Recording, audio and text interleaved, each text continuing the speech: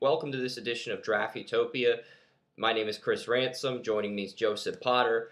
Some quick ALDS and LDS updates. Houston and Cleveland both lead 2-0. Cleveland trailed 8-3 against the Yankees. They rallied back even with Kluber out of the game early because of a bad outing, and they won in extra innings thanks to Gomes. The Astros have outscored their opponent 16-4 in the first two games. That is the most runs, two consecutive 8-2 wins. That's the most runs by any playoff team to start a two-game series in MLB history, which is amazing. The Dodgers are up 2-0, and the Cubs and Nationals are 1-1. And the Cubs looked like they were going to go into Wrigley up 2-0, but then the Nationals had a huge bottom of the eighth inning. But we'll save all this baseball talk for Friday's show, which is going to be themed previewing the AL and NLDS, the Friday shows are the shows I reserve for Thomas, Brian Romero, Brian Luis. But we'll save that for Friday. And yes, the Astros and Indians both have a chance to close tonight, and I think both will. And it's pretty sad that the Red Sox are probably going to get swept for the second year in a row. But let's move on to your mock draft, and let's get to your picks in the 2018 NFL mock draft, Joey. I didn't make one this week. I used my bye week pretty early, and you're up.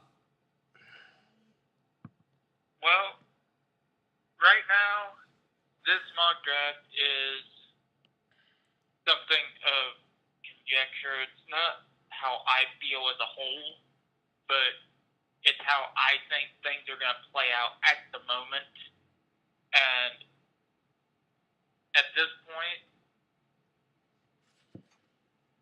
there are things that are a little bit shaky, a lot of things people don't really notice. I've got them for you here. Number one, the New York Jets. Picking Sam Darnold. Darnold has had a pretty awful season by comparison. If he wasn't as highly touted as he is, I doubt he would be in this position. But at the same token, he's had some good fourth quarters, some good comebacks. His interceptions are abysmal. He's got almost a 1-to-1 touchdown interception ratio. But he has as much downside as he has. Believe me, he's got a lot of downside, but he's got a lot of upside. He could be Blake Bortles, Byron Leftwich, or Tim Tebow, or he can go up. So the Jets are going to take that chance and go with Darnold at number one. Size, arm strength, all was there. The Jets are 2-2. San You Francisco. still think they can get the number one pick even if they lose out? Oh, yeah. If the Browns beat them today and San Francisco wins 3 games, Browns win 3 games, Chicago finds a way to win 3 games. Yeah, because it's pretty complicated right now. I've got the Chargers and Browns at 4 wins. I've got the Bears and Jets both at 3 wins in a coin flip for the number 2 pick, and I've got the Niners at 2-14 with 1 pick. As long as the Jets get less wins than the 49ers, they get the number 1 pick. If they get the same amount of wins, the number 1 pick does go to San Francisco. I just wanted to clarify that because that is one of the tiebreakers the 49ers own over the Jets, and that is huge if both teams finish with the same record like Tony Mario indicated they would back in the preseason. So that is news in case you were curious, and in case the 49ers and Jets both won the same amount of games, the 49ers would pick first in that given circumstance. Exactly. But to your point, number 2 is San Francisco. And I've got them taking what I feel, what I felt last year, what I felt before, going to be the best quarterback in college football this year, best quarterback in this draft, and that's Baker Mayfield out of Oklahoma. Mayfield still hasn't thrown an interception. He's still throwing at an extremely high completion percentage. He's still throwing a lot of touchdowns, and he's still throwing for a lot of yards. So, Baker Mayfield, from the looks of him, he looks like he's got the makings of Drew Brees with a stronger arm if he keeps progressing the way he has been over the last 3 years. If I can tell you now, Kyle Shanahan would love to have that type of talent to work with. And so I've got Baker Mayfield, despite only being 6'1", going number 2 to the San Francisco 49ers. Yeah, people in the media might say Baker Mayfield is just another ordinary spread quarterback and that he doesn't play under center. That is false. I have a photo on Google Images proving that Baker Mayfield plays under center. And if anyone is representing Baker Mayfield and the media says that, he honestly should sue them for slander, but he won't, and he'll win Rookie of the Year. I don't know if he'll take off and have that high ceiling, because I sort of see this draft playing out like the 2016 draft, where Baker Mayfield, if he falls to day 2 or day 3, he'll win Rookie of the Year like Dak Prescott did, but he might not have the most ceiling. And we might see a QB like Darnold or Rosen do better than him by his second season, even if they suck as a rookie like Goff did. Well, here's your thing. People are talking about his character. Well, he turned down Mia Khalifa pretty freaking publicly there. So, I mean, where everybody else in college sports had jumped their bones. So, I mean, that's a +1 in his books for his maturity. So, anybody offering about his maturity, that's a big step up. Number 3, Chicago, give him Arden Key, the rush out of LSU. The guy is an extremely good pass rusher, and right now that's what Chicago needs. They need an offensive tackle, but they signed a pretty average offensive tackle to an extension. They need some receivers.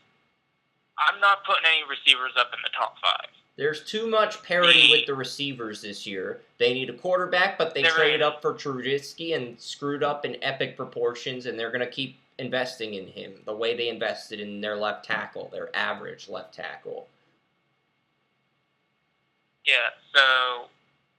That sort of leaves Arden Key by process of elimination as the pick for the Bears. I think they cut one of their pass rushers, too. It was Lamar Houston. McPhee's still on the roster, but they'll cut him in the offseason to save cap money, and they'll put Floyd with Arden Key and try to build around that defense. Yeah, it's like that. I couldn't have said it better than that. It's a process of elimination, and he is the best player that they haven't screwed up yet. So... And number 4, Indianapolis, you've got to keep Andrew Luck healthy. I mean, come on. For the love of Pete, keep him healthy. Trey Adams, offensive tackle for Washington. Right now, he's playing as good as any offensive tackle in the nation, and he is either 1A or 1B with my number 5 pick to Cincinnati, Mike McGlinchey, offensive tackle, Notre Dame. Cincinnati's got the same problem as Indianapolis does on the offensive line. You've got to, I think Indianapolis has the better quarterback, but at the same time, can't put that much pressure on your quarterback. You've got to have guys on that offensive line who are going to hold back pass rushers. Yeah, and neither Indianapolis nor Cincinnati do. The only site that actually gives away stats like sacks allowed for offensive linemen is the Washington Post. And you just go to stats.washingtonpost.com and you can get the info. And Anthony Costanzo has allowed 3.5 sacks in 4 games, which is awful. His 6.5 sacks allowed in 16 starts last year was actually worst in the NFL. Every left tackle in the NFL gave up less than 7 sacks, which is awesome, but when you're the worst at your position and you're already off to a bad start this year, that's an indicator that you might be the guy who's on his way out. Yeah, you might be falling on the sword on that one. The number 6, I got the LA Chargers. Yeah, I think the LA Chargers come back and end up with the number 6 pick. I don't think they've got too much talent, injuries notwithstanding, to continue losing the way they are. I give them Ronnie Harrison, safety from Alabama. The Chargers need more help in that passing game, or that pass defense. They need a guy who's going to get in there, who's going to get in the passes the ball, who's going to make plays, and Harrison would do that from the safety position. That's an interesting pick, but I'm just curious why you went with him over Derwin James really quickly. Right now, I think Harrison's just playing better right now. It's nothing big. I mean, those guys are number 1 and number 2, and I think they're going to be neck and neck. I think they're 1A and 1B, like you've said. I think they're 1A and 1B. Even though most experts have James clearly ahead of Harrison, I think they're 1A and 1B. I really do. Yeah, I've switched them twice in this process so far, so I think they're going to be neck and neck throughout the combine. Number 7, we have the Cleveland Browns. Once again, just like the Chargers, a team far too much talent to continue losing the way they are, because they're losing because stupid penalties, veterans dropping the ball, everything else is just mind-boggling. And something I'll get into in my picks is Deshaun Kaiser plays much better at home than he does on the road. I mean, it's worlds difference if you look at the stats. So, but what do? You've got to give him some help, because right now, Crowell is averaging 2.9 yards a rush. For some reason, they don't want Duke Johnson running the ball as much. He's got like 10 rushes on the season, even though he's their leading rusher by yards per game, leader in big games in the rushing game and in the passing game. So, what do? You give him Saquon Barkley, running back Penn State. Now you can move Duke full-time over into the slot receiver position. Move Barkley back there. Barkley's a good receiver, great runner. He can block. Get Duke out there, and you'll have a heck of a dual threat right away. So, there you go. Saquon Barkley, running back Penn State, going to Cleveland. Number 8, we got Miami. Quentin Nelson, offensive guard, Notre Dame. In the tape I've watched of Nelson, guy's a freaking road grader. He has got power upon power. He could be the best offensive lineman in this draft, arguably. I think I have him ahead of McGlinchey in my draft board, actually, because McGlinchey had a really bad game against Georgia, but Nelson's a player who's just been flawless throughout the process, and the drop-off between him and the next best guard in this draft is so big that I'm actually debating whether or not to put him in the top 5, because I do consider him a blue-chip prospect, but I think Miami's the perfect fit for him. And believe it or not, he was actually a left tackle in high school, but Notre Dame had Ronnie Stanley and McGlinchey at the time, so he sacrificed his passion for playing left tackle, took one for the team, kicked inside the guard, was a fit. The rest is history. Yeah, it's like I actually debated giving him to Chicago at number 3, but because he's a guard, I just don't think a team's going to take there with the value of a guard in the top 5. I can agree with that. He is, at this point, I think, right neck and neck for the best offensive lineman in this draft right now. I agree with that entirely. Miami would definitely get a steal at number 8 for that one. Yep. The New York Giants come in at number 9. Now, this is one that, because everybody knows that I love Davis Webb. He's taken this year in the draft. York Giants aren't convinced Webb can be the long-term answer after this year, the Giants will take Josh Rosen, quarterback, UCLA. I think that's a pretty ironic spot to put Rosen, because Mark Suba's comparison for Josh Rosen is Eli Manning, and now he gets to play under him. He gets to learn under him, I think Rosen's a better decision maker than Manning is, but we'll go with it. But yeah, Rosen reminds me a lot of Phillip Rivers, and which would also be ironic because they were in the same draft. Phillip Rivers and Eli Manning were the two that were traded for each other in that draft. Yeah. So, and their teams are playing today, might I add, which is even more ironic. Yeah. Oh yeah. So full of irony with the number 9 pick all the way around. And Rhett Flowers gets to keep his job and eat at the Cheesecake Factory in New York for another year. Multi-millionaire eating at the Cheesecake Factory. Okay, we'll go with it. That's a win for him. And number 10, my first wide receiver comes off the board. Arizona Cardinals select wide receiver from Memphis, Anthony Miller. Chris, let's just get your thoughts on that one. Well, I actually really like Anthony Miller.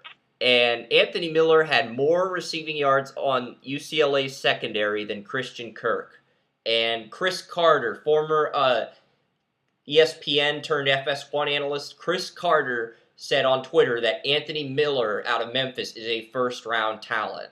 Chris Carter might not know quarterbacks or offensive tackles, but Chris Carter knows receivers. And if Chris Carter says Anthony Miller's a first-round talent, I will take Chris Carter's word. And this guy's got the speed. He showed great route running versus UCLA in their upset win. So I'm going to take Chris Carter's word, even though Chris Carter has said some questionable things on the air over the years. He knows receivers, and I trust him entirely on this one. Yeah, and this is what we did touch on Miller a little bit on the Evolution Network briefly, about how he's a guy that's going to be coming up the draft board, and everybody needs to watch because wow. He's going to be Look at what he did against Connecticut last night. He had 9 receptions, 185 yards, 2 touchdowns versus UCLA. But he made Cortland Sutton's numbers against Connecticut last week look amateurish with 15 receptions, 224 receiving yards, and 4 receiving touchdowns versus UConn.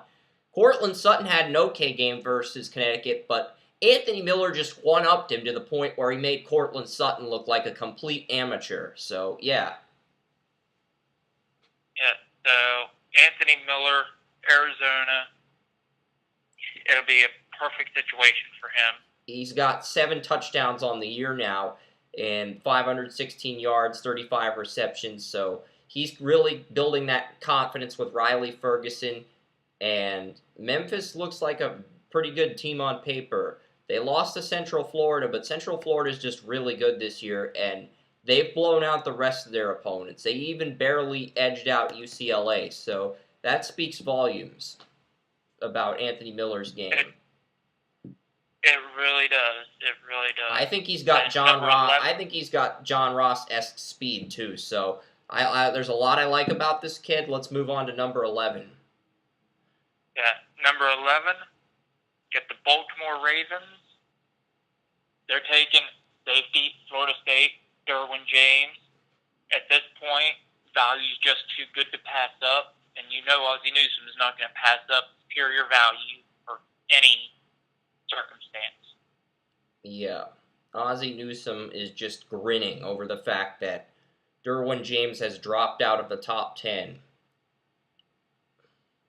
Exactly. Number 12, Detroit. This is one that I debated over a little bit because,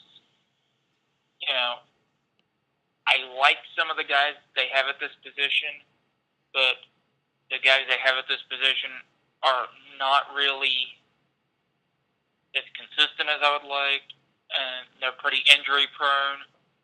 I think they're more third down backs than they are number one backs. So I'm giving them Darius Geis, running back out of LSU. Interesting pick, and I know there's another running back that I've actually moved ahead of Geis. His name is Bryce Love out of Stanford, but Bryce Love was not on our preseason radar like Barkley or Geis. He has 1,000 yards in 5 games, and he's someone we're going to add in both of our future mock drafts. I know Josiah Ray did a mock for our site where he gave the Ravens Bryce Love in the first round, but Bryce Love is only 5'10", and the fact that he had over 100 rushing yards versus Utah, who has a very good run defense, tells me he's legit. So we'll add him in our future mocks, but Joey made this mock at the beginning of the week, so I'm giving him a mulligan, and we're going to move on to the next pick. And number 13, we have Buffalo. Buffalo has Nate Peterman. He showed great improvement. Pro-ready guy coming out of college, waiting in the wings, still learning and working behind Tyrod Taylor this year. Taylor's basically on a year-to-year contract now. He's going to need help. Buffalo's traded away a lot of their offensive weapons. So we give Buffalo Christian Kirk, wide receiver, Texas Tech. Yeah, Christian Kirk was my favorite receiver heading into the preseason, and he did get a touchdown on Alabama last night, so he brings a lot to the table, and he can be a number 1 target. So I think he definitely has the tools. He's playing with a true freshman quarterback that doesn't read progressions well at all, and that's why. And he's from Scottsdale, Arizona, where GoDaddy headquarters is at. So that's Kirk's hometown. Plus, I could see the Cardinals taking the hometown kid if they don't go with Anthony Miller. But in this situation, I like this pick for Buffalo. He's really picked things up the last few games. Has 5 receiving touchdowns on the year now. He might actually, he has 5 touchdowns on the year. I just wanted to double check that. And his talent, the talent's there, so I can agree with this pick. Now, number 14 is another one I debated on. I even sent you a message, asking your opinion on it. It's the Cleveland Brown. It's the pick they got from, I believe, Houston. Yep. And in the end, I decided Deshaun Kaiser, we touched a little bit on the wide receiver woes. He needed help. He needed a receiver. He needs a guy who can, with sure hands, good route runner, gets off the ball well, and is a big target who can make the highlight reels in the end zone, highlight catches. I give him Auden Tate, wide receiver, Florida State.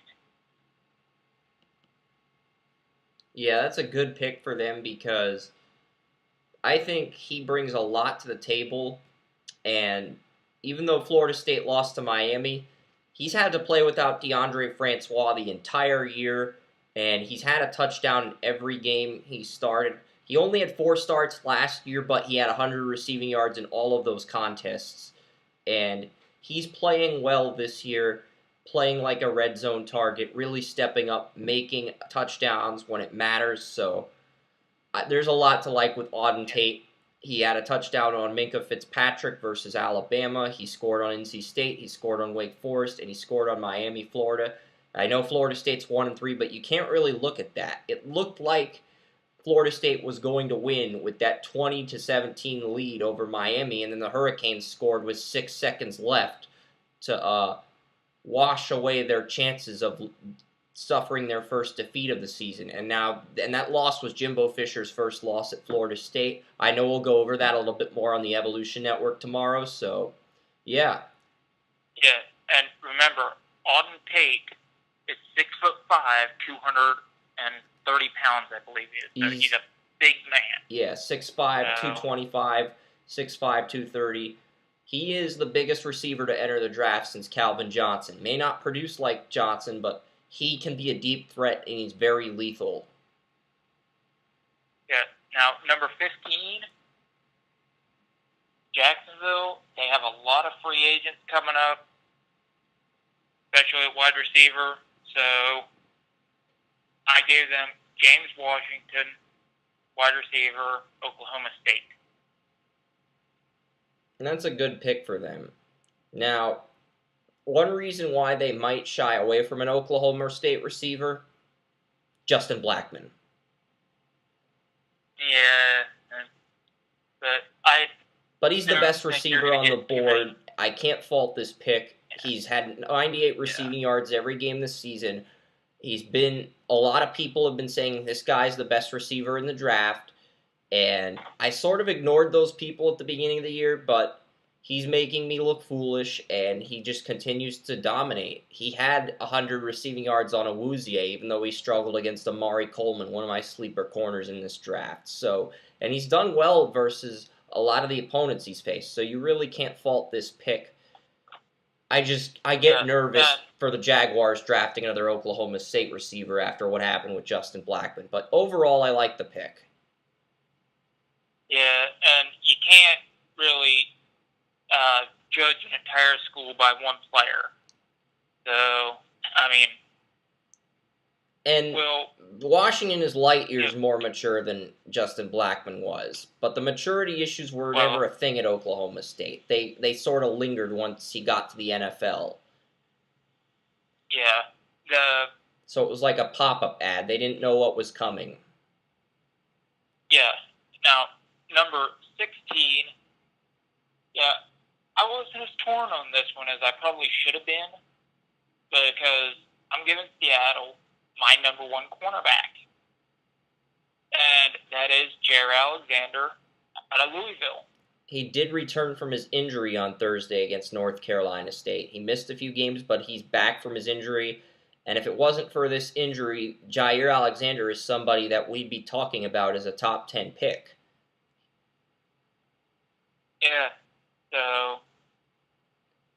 He's that good on tape, and even though he's 5'11", 188, he blanketed. He was probably one of the only corners in the country to blanket Mike Williams last year. And Mike Williams is 6'4", and this guy's 5'11", and he blanketed him. That's impressive. That's a statement game. Oh, it is. It definitely is. And moving on, New Orleans, number 17. Give him probably what's my second best rush player, defensive end, rush linebacker, wherever you want to put him, Bradley Chubb, North Carolina State. Yeah, Bradley Chubb is a player that I've had to late first round for quite a while, but he's definitely moved up. He had a very good game versus Florida State. He did get injured. I don't know what the severity of the injury is, but he has 6.5 sacks. He's the only 2018 prospect currently in the top 5 in sacks in the nation, so he's definitely the player on the radar. But the thing is, he's a 43 only player, and the Saints need a 43 defensive end. They run a 43, so it's sort of him or Harold Landry at this point. And with how Landry played versus Notre Dame, I'm giving Chubb the edge, even though a lot of people are saying that Harold Landry should go ahead of Arden Key, something I said at the beginning of the preseason, but they're that down on Arden Key this year. But I think that's going to change, and it's still very early in the process. The only thing that I've found about Harold Landry that I dislike is that the man is not very strong. But Chubb is strong. That's what gives Chubb the advantage. And he has more sacks than him this year. Well, strength is a part of that. But yeah, moving strength on, is a part of Denver, that. Denver number 18, Christian Wilkins, defensive tackle, Clemson, best defensive tackle in the class, debated moving him up, having him around the top 10 area. Yeah, Christian Wilkins can be a defensive tackle or a nose tackle, and Domata Pico's 32 years old, and Josiah Ray, who did his first mock draft for Draftopia, he gave them Deron Payne out of Alabama, but the thinking was on the same level as you. if the Broncos do not get the Broncos are probably going to keep Simeon. They're probably going to keep Lynch. They're probably going to keep Chad Kelly.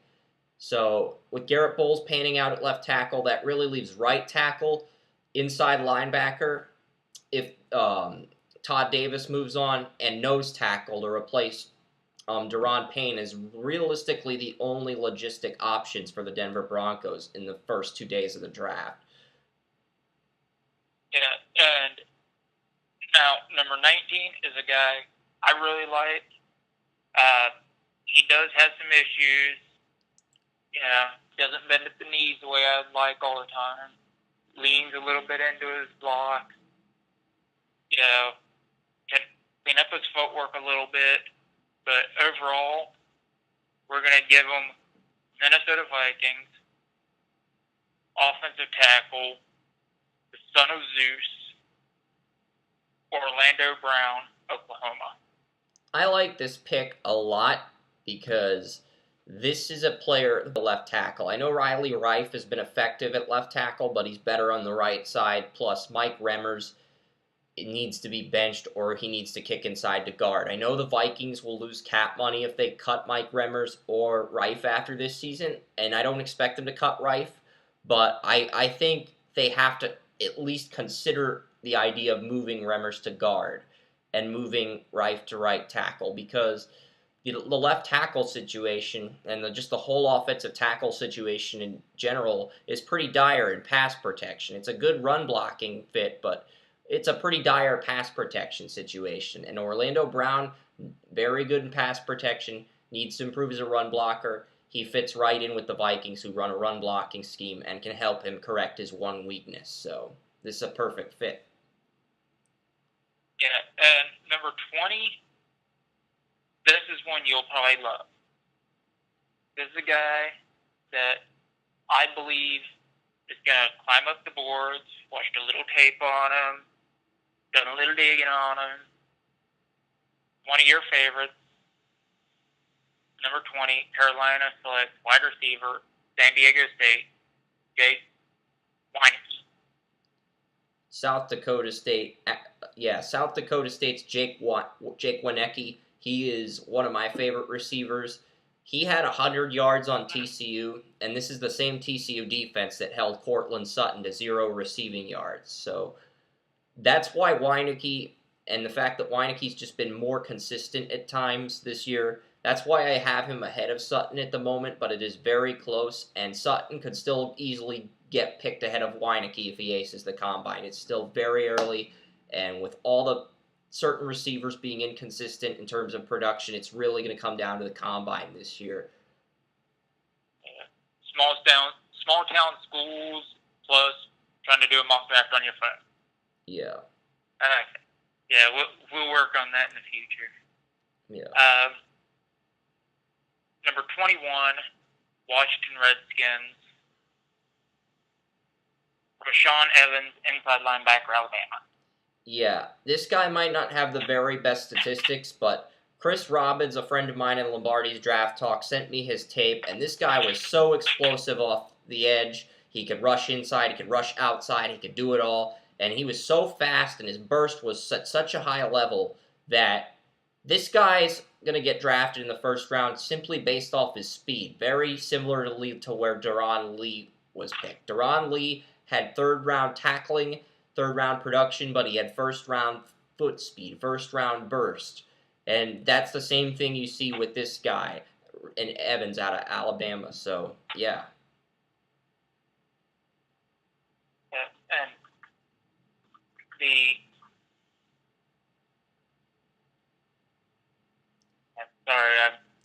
And Washington loses 3 inside linebackers to free agency, too, which is why the Evans pick makes even more sense. Oh, yeah. Then at number 22, Los Angeles Rams, I give them Brian O'Neill, offensive tackle, Pitt. Yeah, Brian O'Neill out of Pittsburgh is a good one for sure, and that makes a lot of sense.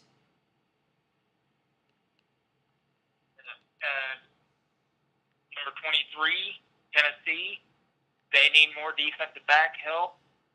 I give him one of the better safeties in the class, Texas A&M, Armani Watts. Armani Watts, definitely a good one for sure. He's a player that really makes a lot of sense for the Titans. And Armani Watts, he missed a few. He doesn't have the best speed. Like, he got beat by Alabama. He was like 10 yards behind Damian Harris on a running play last night when you watch the tape. He's a player I've actually considered moving out of the first round, but I feel like the demand for a safety in this class is so high that there's going to be second-round safeties, whether it's Armani Watts or Quinn Blanding out of Virginia, or even Jordan Whitehead, who missed the first 3 games due to a suspension for a DUI at Pittsburgh, which Joey went on an Uber rant about. I feel like one of the safeties is going to get pushed up into the late first round, even if they're considered a second-round talent by most scouts, because there are so many NFL teams this year in the demand for safeties. You've got the Chargers, you've got the Browns, who could use a second safety next to Peppers. You've got the Titans, you've got the Falcons. There are at least 5 different NFL teams in the market for safeties, and there's even the possibility of a team like the Ravens drafting for value over need, or the Cardinals. So you can't really discount that. So, yeah.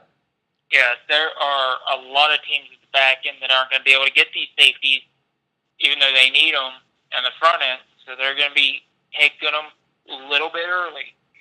So just watch out for that. Yep. Number 24, Philadelphia. Chukwuma Okorafor.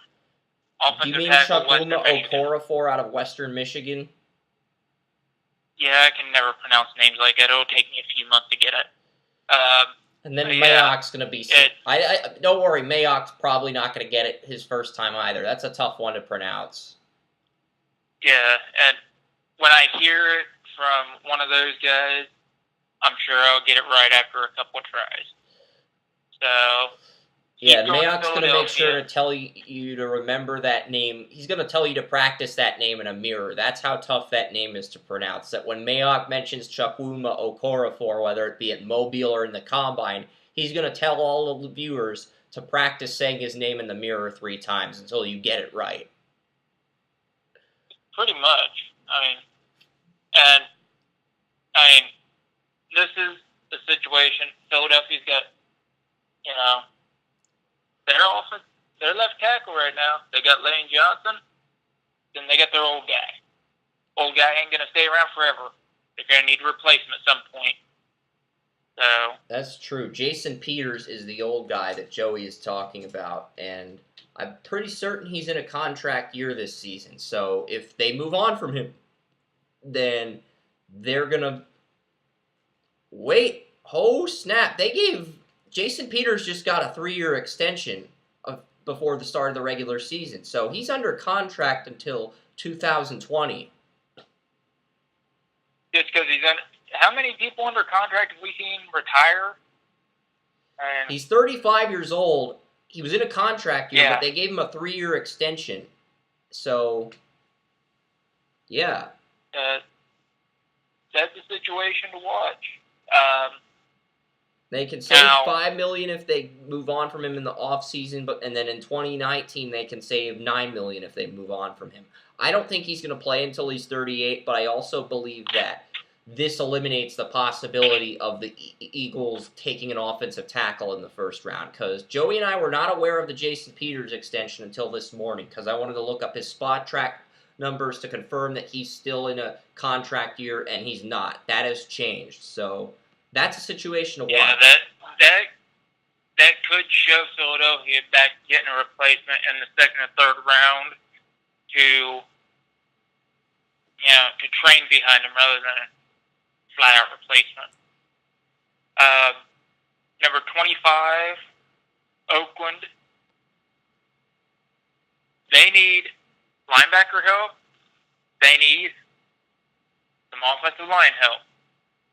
And the best offensive lineman is the guy I debated giving to Philadelphia. Offensive tackle, Connor Williams, Texas. Yeah, Connor Williams is a guy that a lot of people had in the top 5, and a lot of people had him as their top offensive tackle. And then he got injured. He suffered an injury. It's a season-ending injury.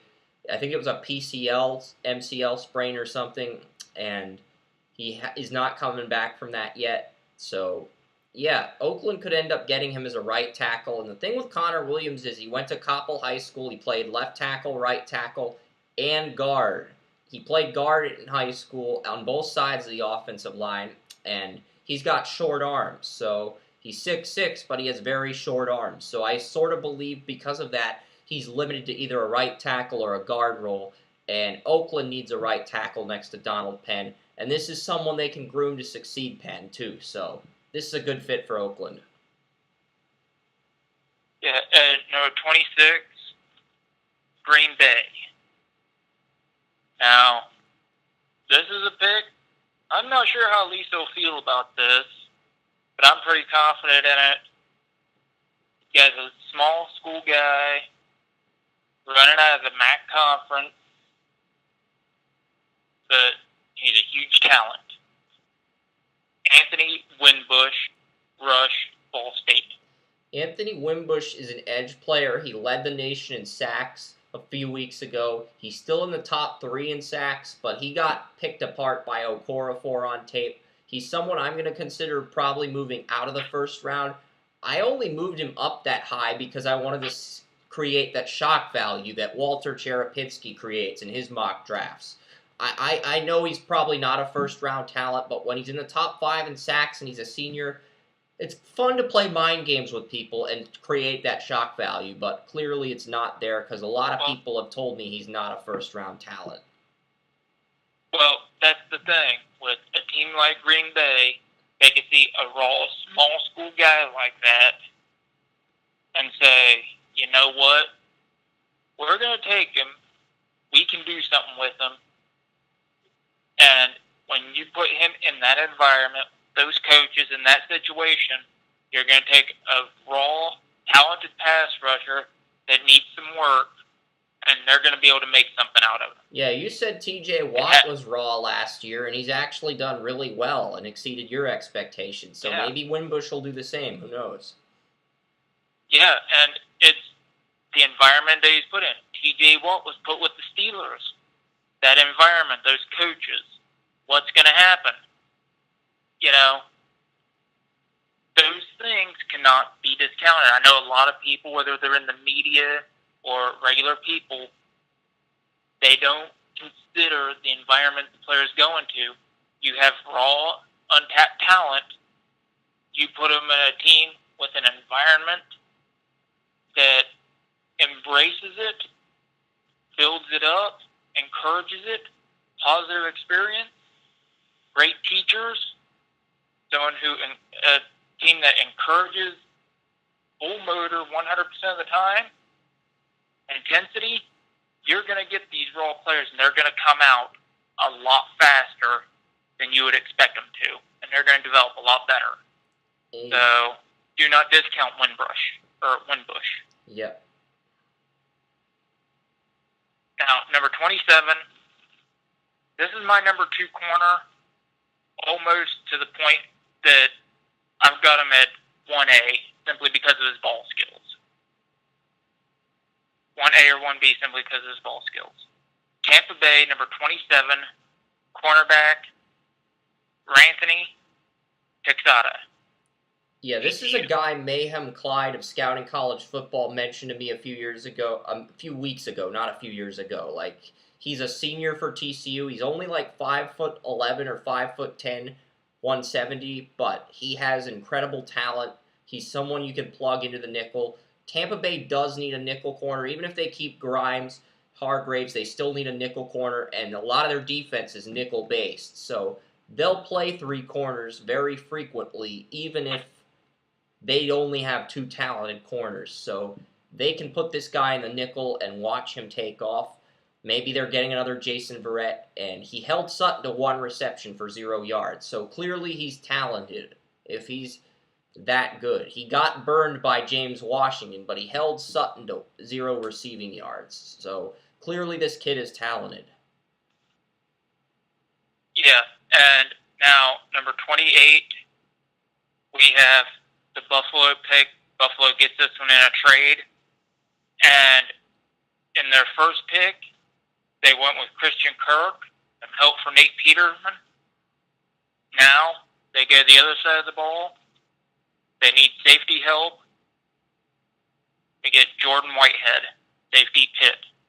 They love ACC players. The Bills have a big track record of getting guys from the ACC or formerly known as the Big East. I mean, Tyrod Taylor went to Virginia Tech. LaShawn McCoy went to Pittsburgh. Sammy Watkins went to Clemson. Shaq Lawson also went to Clemson.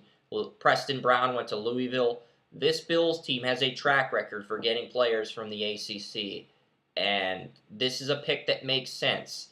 I mean, Poyer was good last week for the Bills with 2 interceptions, but they need another guy next to him, and this is, maybe it was Micah Hyde. Micah Hyde and Jordan Poyer. Yeah, those are their 2 starting safeties, but they both feel like short-term assets. Whitehead has huge upside, but he's also a project player who needs to learn how to keep his nose clean. He's someone Buffalo can develop and groom into a future starter, so the pick makes sense. Plus, he can play cornerback as well as safety. And he's 5'11", 190, has a cornerback body, but he covers like a safety, so I'm sure there's a way Buffalo can incorporate him into their offense, or defense. Yeah.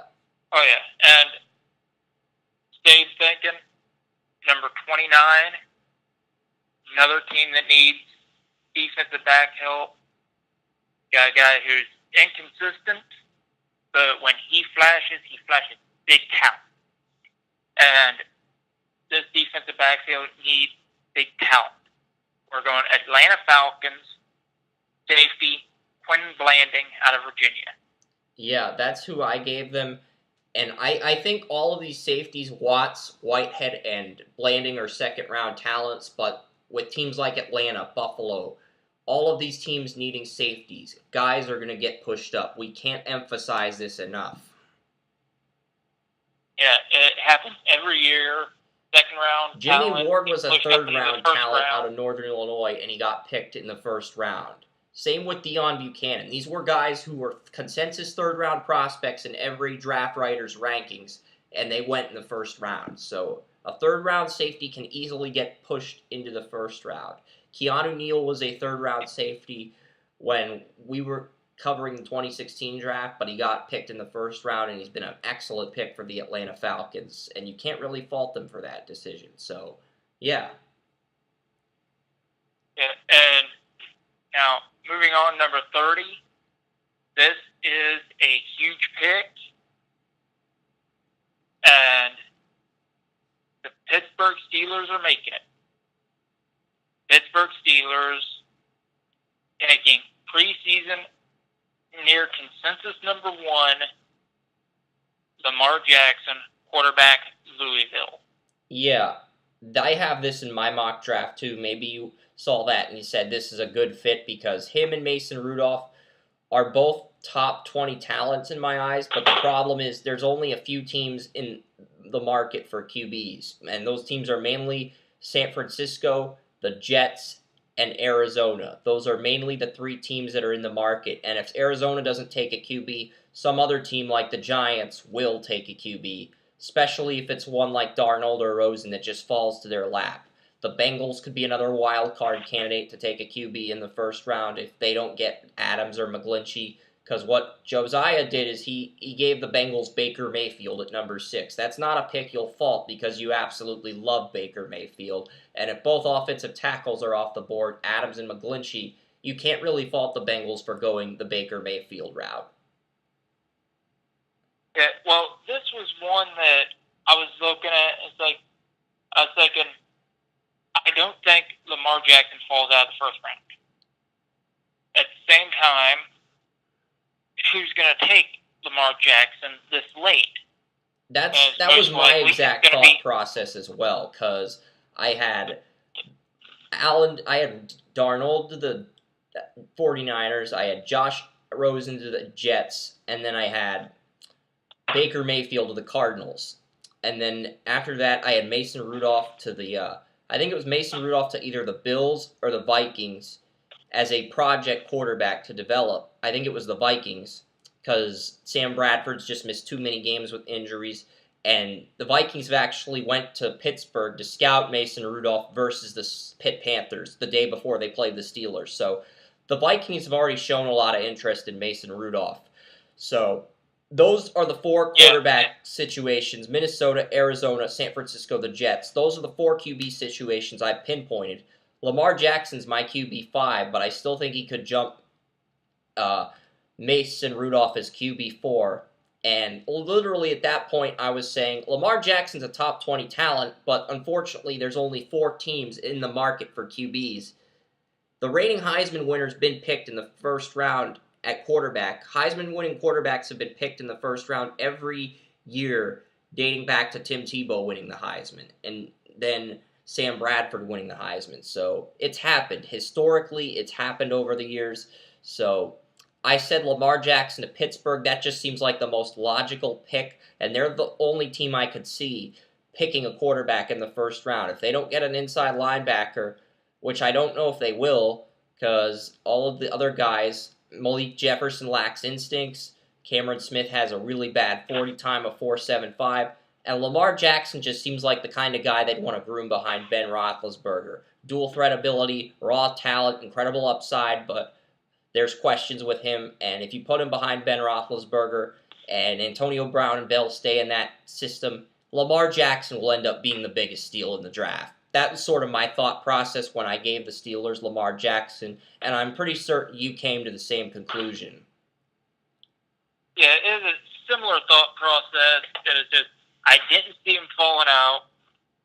Who do I feel needs a long-term answer at the quarterback position? I don't see him falling out of the first round. Pittsburgh's the one team that needs a long-term answer that I cannot see falling out of the first round of the draft. And I don't trust Dobbs or Landry Jones long-term either, so that was another thing. Absolutely not. Absolutely not. But moving on, Dallas Cowboys, Herm, I know you love this pick. Grace, you'll love this pick. Harold Landry, Rush, Boston College. That's who I have Dallas taking in my mock as well, because Landry sort of hurt his stock by not showing enough strength, but he still has too much talent to fall out of the first round. And also, he won't need as much strength if he's playing a rush linebacker as he would as if he is playing head up against offensive tackles without getting ahead of speed in the 4-3. So, yeah, well, DeMarcus Lawrence is a free agent too. I'm guessing what they do in that situation is maybe they would start Landry. I think they would start Landry and Taco Charlton next to each other at defensive end, or they'd plug Landry in one of those outside linebacker roles. Yeah, I can see him as an outside linebacker in the 34. So that's where I have him. Yeah, Dallas runs a 43, but we'll see. I know Kerr messaged me and said he's going to call in later into the show, but he might be late, so. Okay, and last but not least, Chris, your New England Patriots. Yeah, this is tough.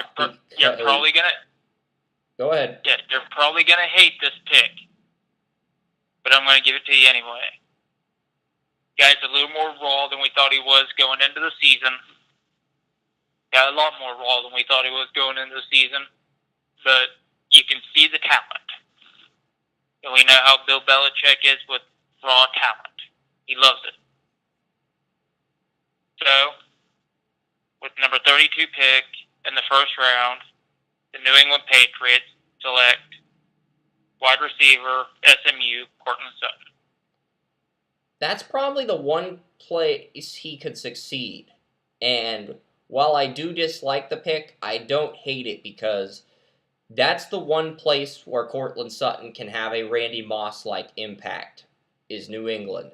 Because if he goes to a team with a terrible QB situation, he's going to end up being a colossal bust. But if he goes to a team like the Patriots where they teach him how to improve his catch radius, teach him how to improve his coordination, his route running. He will absolutely thrive with that team.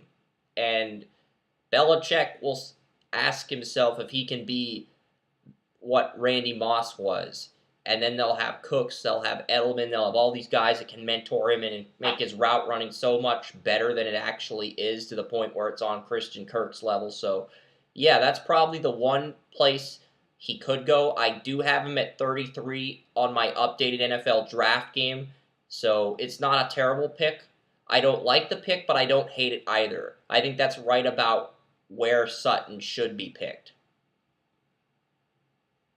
Yeah, and so I gave it to him. He's got too much talent to.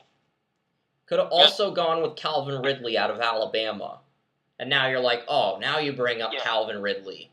Way to go, asshole. No, I really like Ridley, but I just thought in this situation that Sutton would have been a better fit as far as potential goes. I agree. I can agree with that. I can agree with that. I have a higher potential grade on Courtland Sutton than I do with Calvin Ridley. But the thing to consider here is the tight ends coach, Brian DeBoll, is now the offensive coordinator at Alabama. So Belichick knows Alabama. He's got one of his former coaches coaching at Alabama. So if Calvin Ridley falls to that pick, I think they would take him over Courtland Sutton in this situation. But it would be a very difficult decision. Yeah, that it would be. Yep. So that's it for Joey's mock draft. We're going to get to some picks here, and then I'll break down some of the picks in my... I did finish an updated NHL mock with some season previews, but before I get to that, I'm going to start off with some... We're going to do some predictions. We'll make this a little bit fun. The first game is going to feature the Jets and the Browns, and I have Cleveland winning this game. My final score for this game is I had the Patriots winning 35-21, and I'm 38-25 on the year. I'm now in second place, but Jesse did a good job last week going 11-5 and overtaking me for the lead, so I'll give him credit there. And I've got the Browns winning 20-13 in a defensive game, and the Jets are terrible offensively from top to bottom. Cleveland is due for a win this season. Deshaun Kaiser may deliver versus this weak Jets secondary. Garrett and Shelton should be back, and Cleveland's front seven may be at full health for the first time off season. I'm not sure what the status is with Ogba, but as long as Ogba will play. Okay, so if Ogba and the other two guys, Garrett, Shelton, play, this front seven is going to be at full health for the first time this season. You're going to see a different Browns team. And I think it's pretty ironic that the Jets are playing the Browns on the same day as Game 3 of the ALDS between the Cleveland Indians and the New York Yankees. It's going to be a very good day for Cleveland fans as the Browns get their first win and the Tribe go back to the ALCS, whereas it's going to be a very miserable day for New York sports fans. They're going to watch this Jets team revert back to their mediocre form, and they're also going to see the Yankees get swept in front of their home crowd at Yankee Stadium today. So it's going to be a very good day for Cleveland fans and a very terrible day for New York fans. Yeah, and here is something, 3 things I want you to remember for this game. As you said, Collins, I don't think is going to play. So the front seven is not going to be at full strength. But they're going to be, you got Collins is playing, Ogba's playing, and Shelton's playing on that defensive line. So you've got 3, your defensive line is at full strength. The defensive line will be at full strength, and they can put Nate Orchard at outside linebacker if he's healthy. Yeah, and that's one. Or Collins is, so. Now, another thing that we need to look at, I'm going to read you some stats. In home games, Deshaun Kaiser, 56.2% completions against, when he's on the road, 47.4. At home, 1 touchdown, 2 interceptions. On the road, 2 touchdowns, 6 interceptions. His season right now is a tale of, am I playing at home or am I playing on the road? This seems to be something that a lot of people seem to forget. A lot of rookies play better at home. The thing is, he plays atrocious on the road. But he plays pretty decently at home. And he plays his worst ball when he is both in a situation where he's on his own 1-yard line to 20-yard line and between his opponent's 49 and 20-yard line. So he plays very good ball in the red zone.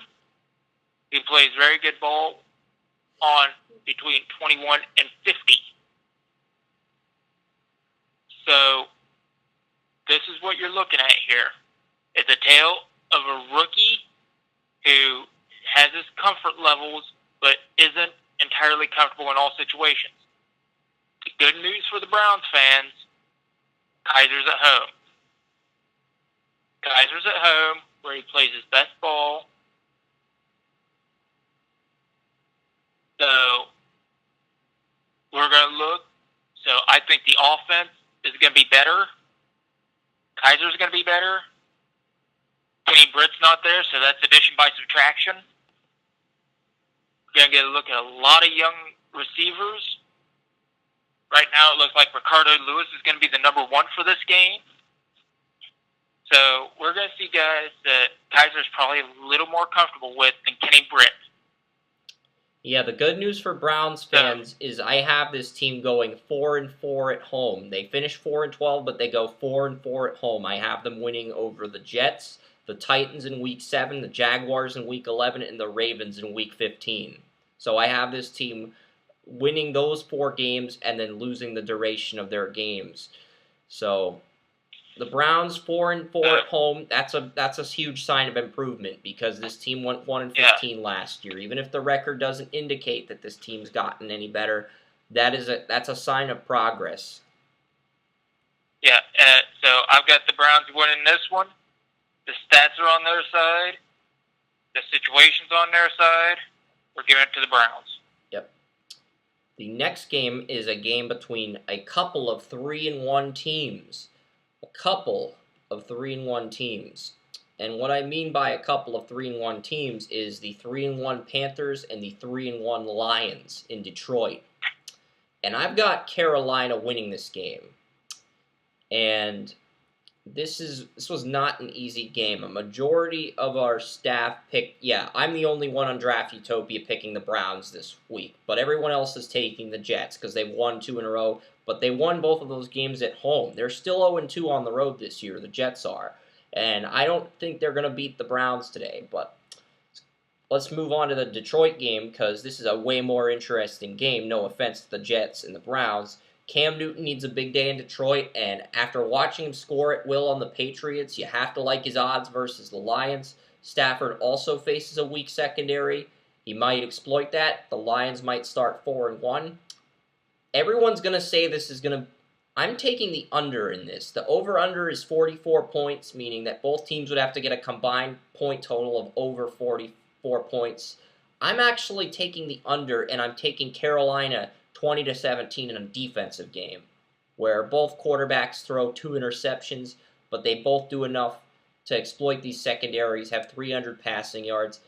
So, yeah, I think both quarterbacks can make we're going to make a couple of mistakes today, but Cam Newton makes fewer mistakes, and the Panthers come out with the win to get to 4-1. But this is a tough pick, and you can certainly argue either way with this game. This was a 3-2 split decision in favor of Carolina on our site.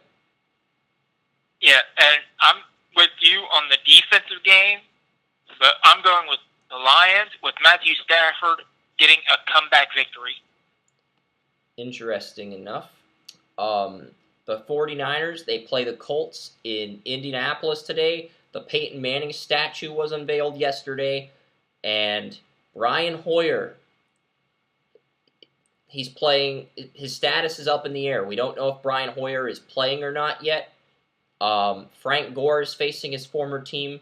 And the 49ers, with Malcolm Smith injured, with Reuben Foster injured, this run defense practically doesn't have any identity until Reuben Foster returns. So I think Frank Gore is a big game on his former team, and he has 100 rushing yards today and a touchdown. I'm going to say it. I know it sounds bold, it sounds audacious, it sounds ridiculous, but I've got the Colts winning 24-10, and I've got Frank Gore getting 100 rushing yards today and a touchdown.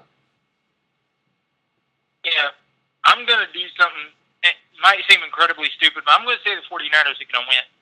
Why? Who do you got playing quarterback?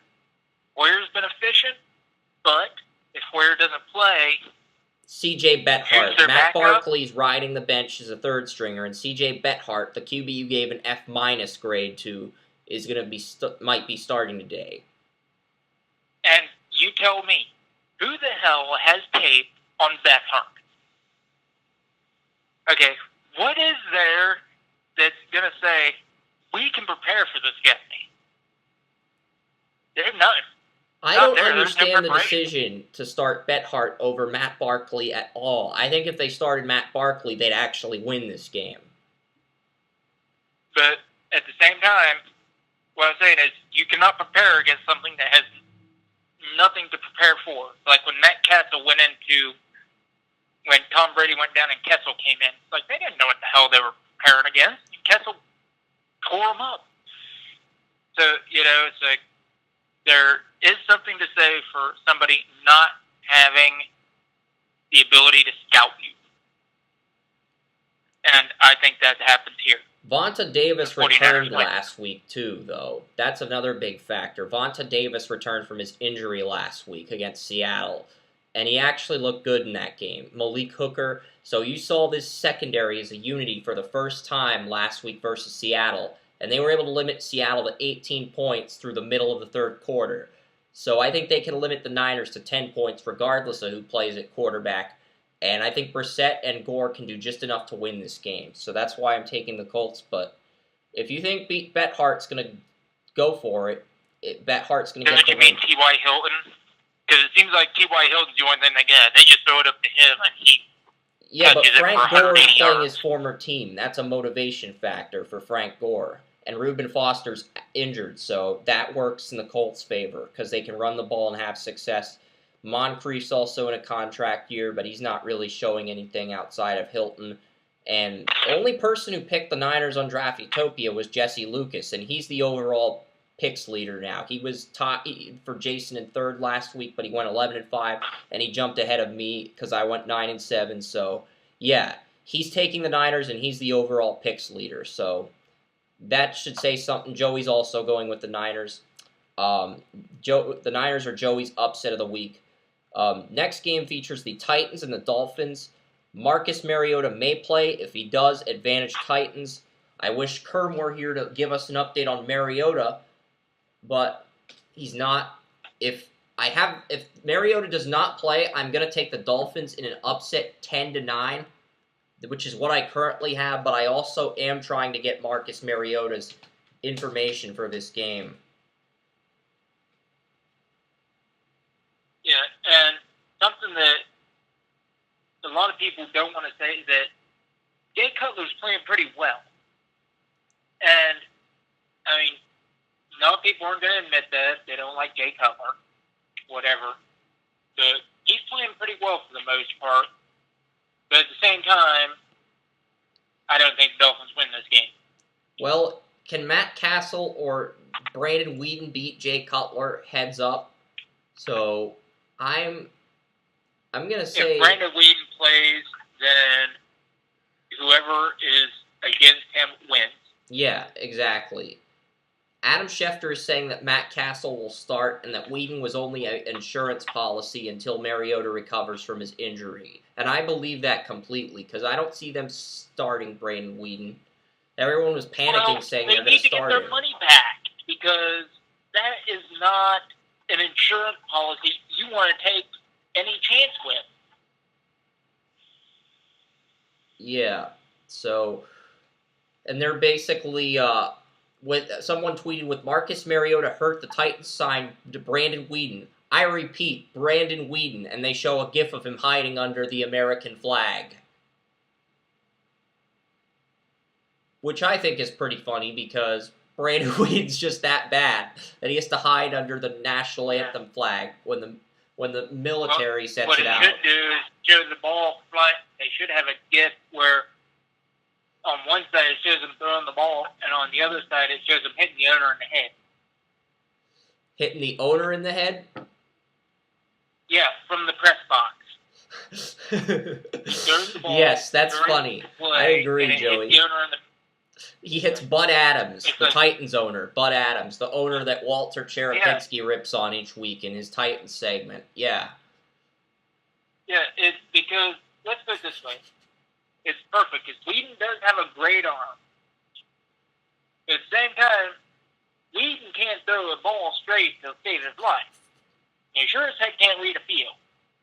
So, that ball is very likely to fly up into the press box and hit the owner at some point.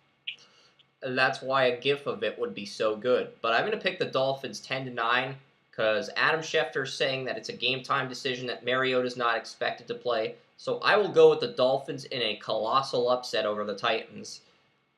But that Titans defense is very good. Colossal connection.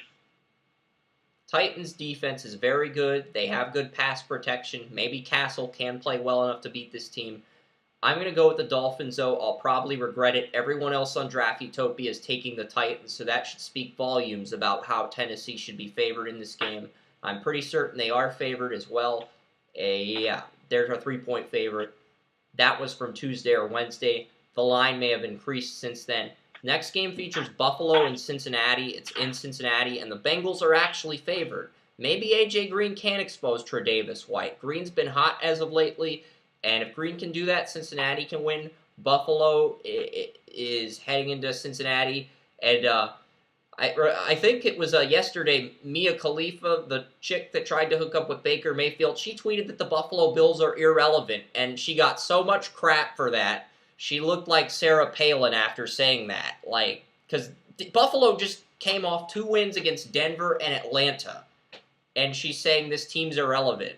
They're in first place for a reason, and they're going to win again today, and they're going to be 4-1 after today with a 23-20 field goal win over the Bengals at the end. Well, here's the thing. Right now, A.J. Green has been responsible for most of the Bengals' offense. A.J. Green was probably responsible for the Bengals beating the Browns. A.J. Green is responsible for the Bengals having any success at all. It's all A.J. Green. Yeah, A.J. Green had 14 receptions and 100 yards on the Packers. If Tre'Davious White cannot slow down A.J. Green, the Bengals may come out of here with a second win. Yeah, I think Tre'Davious White did very well against Atlanta, but at the same time, he also got extremely fortunate due to the Julio Jones and Mohamed Sanu injuries. He's not going to get that lucky against A.J. Green, considering how hot he's playing. Yeah, so I'm going to go... I want to say Buffalo, but I'm going to turn around and I'm going to go with the opposite. I'm going to go with Cincinnati winning this game. All right, I'm going to go with Buffalo, and I honestly think Andy Dalton's hair has to burn Buffalo's playbook for the Bengals to have any chance, but I'll respect your decision. We'll move on to the next game, the Eli Bowl. The Chargers-Giants, Eli Manning Sweepstakes Bowl. Both teams are 0-4 and looking pretty irrelevant for the first time since they were in position to draft Eli Manning. And these teams are both extremely banged up, but Eric Flowers is just awful at left tackle. It's at the point where New York would re-elect Donald Trump if they deported Eric Flowers. That's just how terrible Eric Flowers has been, and I know you criticized Eric Flowers constantly at the Combine, said he should have been a right tackle, and it's true. I mean, Watt picked him apart in the preseason, and Bosa, Melvin Ingram, they're going to get their pressure on Eli Manning. That's why the Chargers can win. New York can win because they got the weapons to pick apart this secondary. As long as Eli makes good decisions, the Giants have a shot. They enter as 3.5-point favorites. I have the Giants winning this game 26-20 and covering the point spread with the over in overtime. And it's not a high bet game. It's a low bet game, a low parlay game. But yeah, there's a down with New York parlay bet where you can win like $500. And there's a 3-1 payout if you pick against the Yankees, you pick against the Jets, and you pick against the Giants. You pick them all to lose. It's a down with New York parlay bet, and it's got a 3-1 payout. So if you bet $100 on a down with New York parlay bet, you get $300. So just throwing that out there. There's actually a down with New York parlay bet, which I think is pretty ridiculous, Joey, considering that the Yankees play today, the Jets play today, and the Giants play today, and if all of those teams lose, you'd win that parlay bet, which I think is pretty ridiculous, Joey, but just worth throwing it out there. Yeah, and I'm going to go the opposite of you. I don't think the Giants win this one. And, yeah, we were talking about it earlier, with the Eli and all that with the Rivers and this, so I'm going to go with the Giants losing. And Joey's taking the down with New York parlay bet.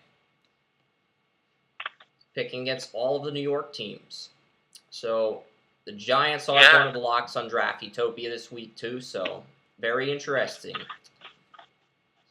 The Jaguars play the Steelers.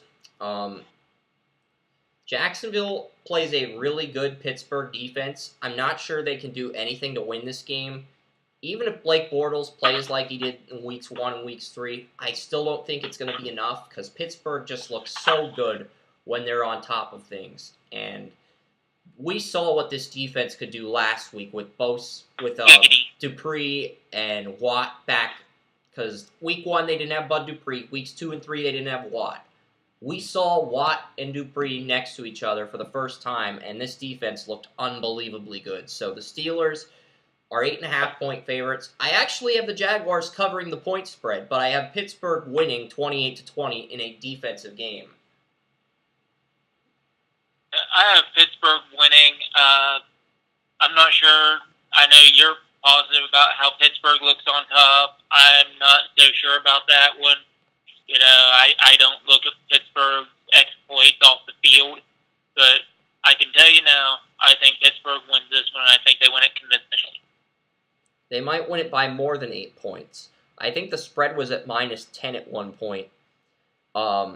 Next game, Pittsburgh is the lock of the week. If you're in a Survivor League, pick Pittsburgh over Jacksonville. That's the safest thing you can do if you haven't used the Steelers yet.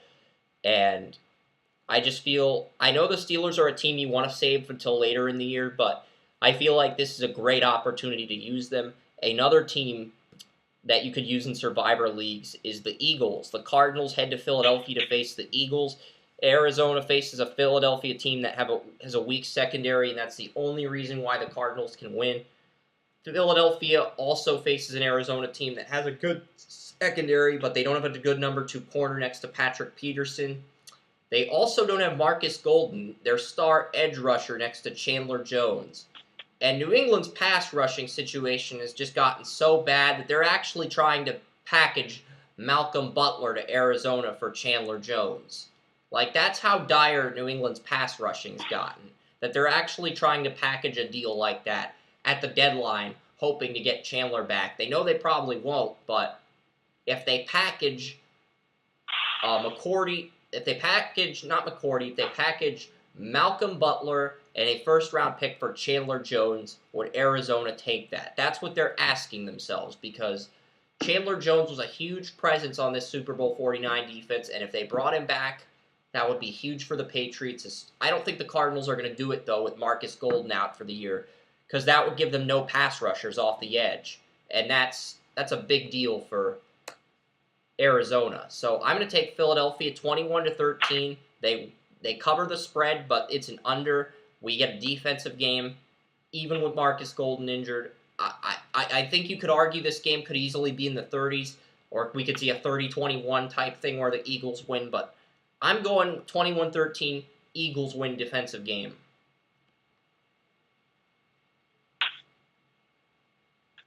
And who do the Eagles play again? Sorry, They play the Cardinals. Getting cat food too. They play the Cardinals, and it's a home game for Philadelphia, so I'm taking Philadelphia. I'm going with the Eagles. This is another lock on Draftopia. And if you don't want to take the Steelers in a Survivor League, take the Eagles in a Survivor League. You can't really go wrong with either team from Pennsylvania this week.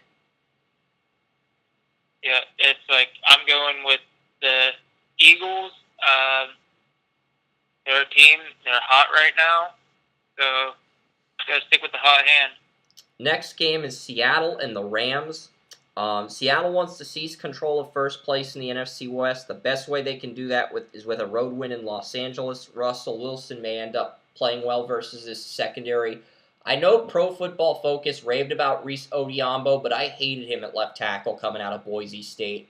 His pass blocking made me cringe, and everyone's saying he's good enough to beat the Colts. He's good enough to beat the Rams. He's not as good as you guys are saying he is, and Jared Goff's got a chance to build on his confidence, which is why I love the Rams in this game. 17-13, they win. This team has success against Seattle at home. They improved to 4-1 and really position themselves as the team to beat in this division. Yeah, right now, once again, I'm going to go with the hot hand. The Rams are playing extremely well, so I got to go with the Rams. Yep, next game features Baltimore and Oakland. It's in Oakland. The Raiders will not have Derek Carr for 2 to 6 weeks. Baltimore doesn't have to worry about Derek Carr. I think that gives them momentum. They need to bounce back. This is going to be a very close game, but I've got the Ravens winning 20-19 over the Raiders.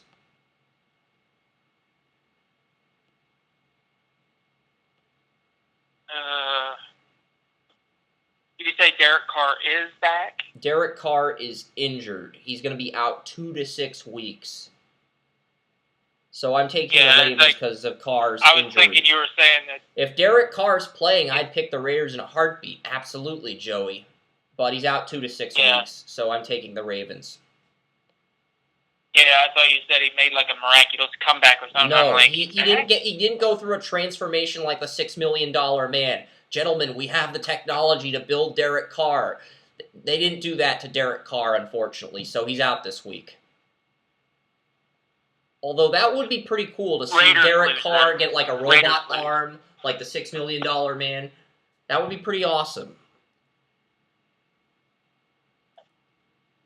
Ravens win without. Raiders lose that. Yes, the Raiders lose this, and they fall to 2-3 thanks to Derek Carr's absence, and that does keep them out of the playoffs because I have the Raiders finishing 8-8 now, and since they lost both games to Denver head-to-head in my simulation, and this game to the Ravens, those teams own the tiebreakers over the Raiders, and they missed the playoffs. So that's even more bad news for Raiders fans. Next up, we have the Packers and the Cowboys. And since, I thought Joe Buck was going to commentate one of the baseball games on FS1 this weekend, but nope, he's saving his commentary for the ALCS on Fox, which will be next week. So all the Packers fans get to hear Joe Buck talk about Aaron Rodgers. All the Cowboys fans get to idolize Troy Aikman. They'll be here. This will probably be the last game Joe Buck commentates on Fox for the NFL until after the World Series ends.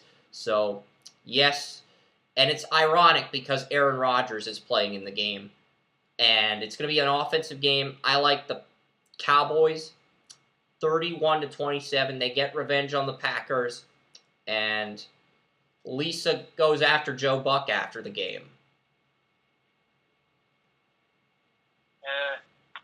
It's all Joe Buck's fault.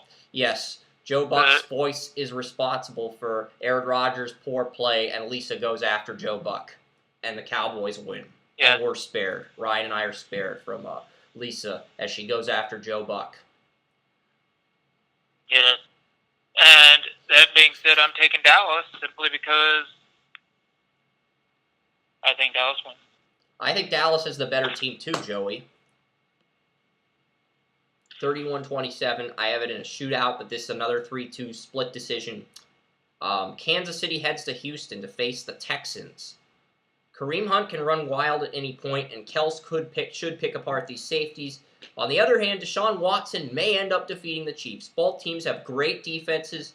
I know a Texans fan said there's no way the Texans get less than 20 points on this Chiefs team. Yeah, I don't know about that, but I do have the Texans winning in an upset, and I have them winning a defensive game 17-15 over Kansas City. And the Chiefs finally get their first loss of the season. So it's going to be a great night for Houston as well as a great night for Cleveland. So Houston wins in both the NFL and baseball. So it's going to be a fantastic night for Houston fans. And first you get the game at Fenway Park, and then you get the Texans facing the undefeated Chiefs in your hometown. So, yeah. I mean, you can go to a bar and watch that game at 2, and then you can go straight to the Texans game after that. So, yeah, I mean, it's going to be a big night for Cleveland and Houston in terms of football and baseball, and I like the Texans 17-15. Yeah, I'm going to go with Kansas City. 3 of our 5 writers are taking the Chiefs, even though I'm going with the Texans in the upset. The final game is Minnesota-Chicago. Minnesota's a very good defense when healthy. Minnesota doesn't have Dalvin Cook. They may not have Sam Bradford. Trubisky, he could win his first start. The one thing I am hearing, though, is that Sam Bradford may make his first start since the last time he was on Monday Night Football when he played the Saints and was absolutely money. So that has to give you hope if you're a Vikings fan. Because if Sam Bradford returns, that could be a game changer with Mitch Trubisky making his first start. I know it's in Chicago, and I know that Chicago historically does well versus the Vikings at Soldier Field, but at the same time, with Sam Bradford back, that could be a game changer for the Vikings. I'm going to go with the Bears, though, 17-14 by a field goal.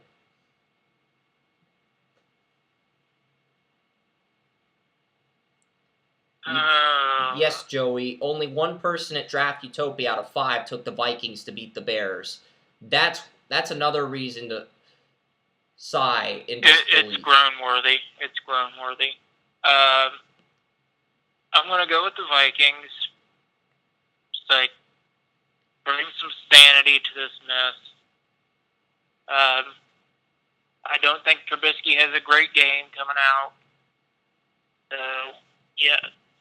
And Chicago's going to be very excited on Monday night. The Bears are going to win, and the Cubs will win Game 3 versus the Nationals. That series is tied at 1, so both Chicago sports teams are going to win. It's not going to be like a 37-17 blowout, and then Tony Mario is going to make a joke about how Chicago still has the Cubs to make Bears fans feel less miserable. That's not what we're in store for this week.